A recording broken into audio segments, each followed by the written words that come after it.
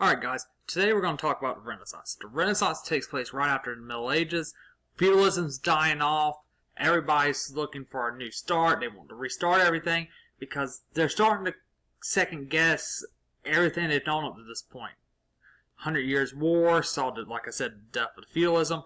The Black Death saw people moving away from the Catholic Church and everything because they started questioning God and they started questioning everything they believed to be true up to this point. Now, while we go over this, any words you see in red, those are what you need to write down. The blue is the definition for those words. That's what you need to focus on. This is what you're going to be tested on next week with your Renaissance quiz. So, the Renaissance, it starts in Italy. Why does it start in Italy? Well, Rome has always been where Europeans look for guidance, intellectual, cultural, everything. Rome, remember Roman Empire and everything, people still see Rome as a very big deal. Italian merchants, during the Middle Ages, they're still making money. They're very wealthy and rich because they're sitting on all these trade networks and everything, connecting Europe to the other continents.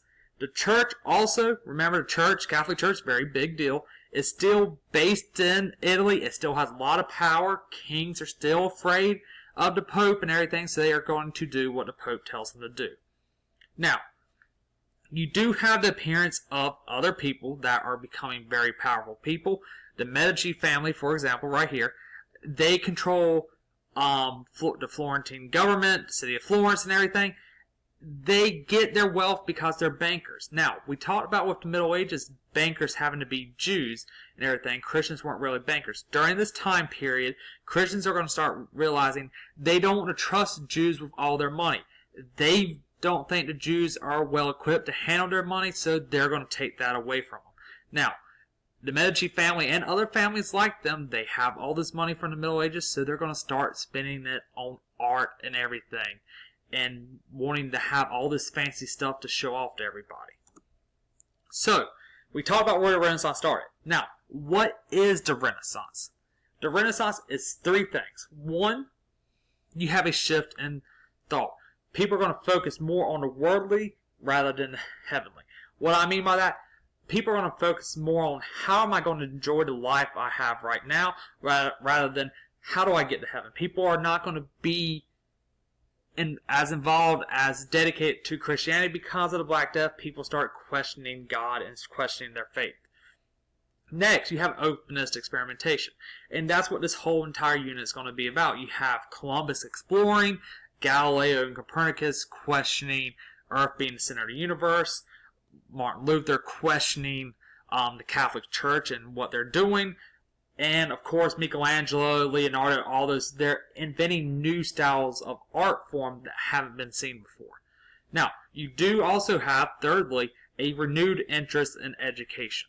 People are not going to just focus on faith, they're not going to focus on what the church says, they're going to focus more on the classics. You have the humanism, the humanist thought. Rational thought is superior to unquestioning faith.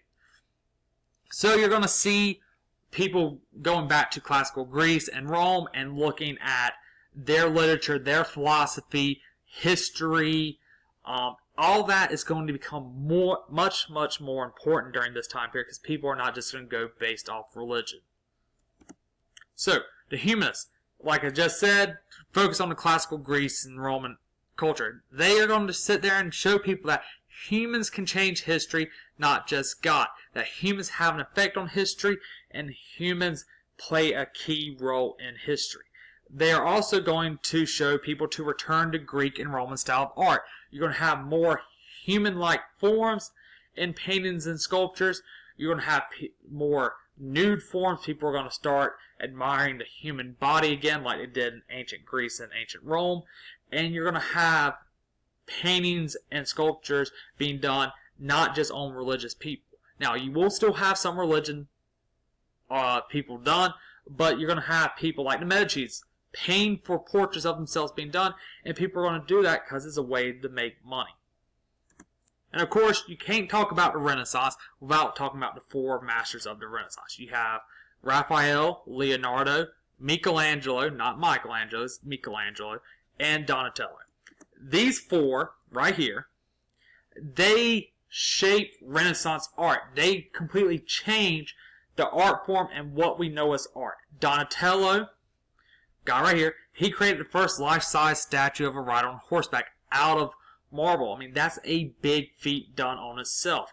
Leonardo, he does, of course, you can't forget the Mona Lisa, Last Supper. He's an engineer, inventor. He created the first flying machine. He had designs for a tank, a submarine, all these crazy inventions that were way beyond his time. Now, he also did some crazy stuff. He would dig up dead bodies in the middle of the night and dissect them and draw the human form. But him doing that helped influence medicine in so many ways. Modern day medicine has so much to owe and thank him because of what he did. Now, his art and the other guys' arts, they introduced this concept of perspective and dimension in paintings. Those weren't around back then. It was very flat. Now you're going to see the stuff in the background is going to be stuff in the background. It's going to be very small compared to the stuff up front. Michelangelo, right here, he does the Sistine Chapel and St. Peter's Cathedral dome and everything. So he's an architect, a painter. Raphael, man right here, he does many Madonnas. He does over 30 of them, which is Virgin Mary with baby Jesus, and he does the School of Athens. So here's their paintings. You have, and statues, you have David by Donatello. You have David by Michelangelo. This statue right here is over 10 feet tall. You have the Last Supper. This is important because it is done on a wall. You cannot remove this. There's the door right there. They blocked it off. And what you would notice right here is if you were to draw a line through all angles, every line intersects through Jesus' face. He is the center of this. You have the Pietà right here, Virgin Mary with dead Jesus. Michelangelo was so full of himself that he wrote his name in Italian right here on her chest.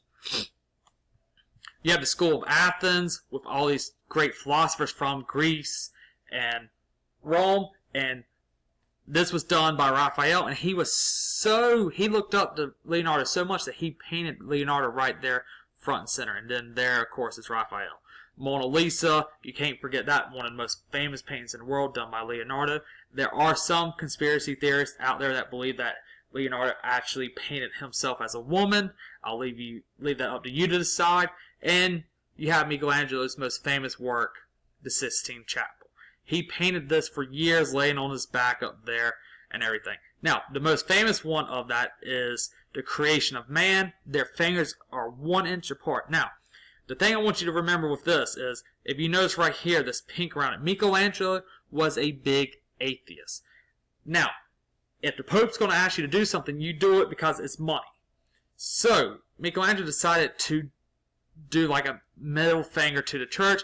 He paints what looks like a brain around God to illustrate that God is all in our head, that God doesn't actually exist. No one notices at the time and everything, but later on people look at it and they go, yeah, that's a brain.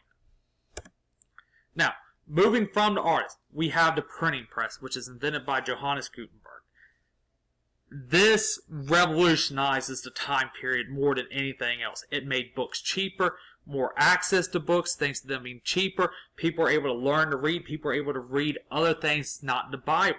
And people are able to read the Bible and not having to go off what the Pope, the bishops, the cardinals, all these people in the church are telling them. They're actually able to have a more personal relationship with God. And it helps new discoveries and ideas to spread more quickly. This right here is important for the Renaissance. When we talk about the Protestant Reformation tomorrow, it's going to be even more important because this right here makes it so Martin Luther is able to spread his ideas and combat the church even more. But we'll talk more about that tomorrow. Alright, so that's it for Renaissance. If you have any questions, let me know, and I'll help you out.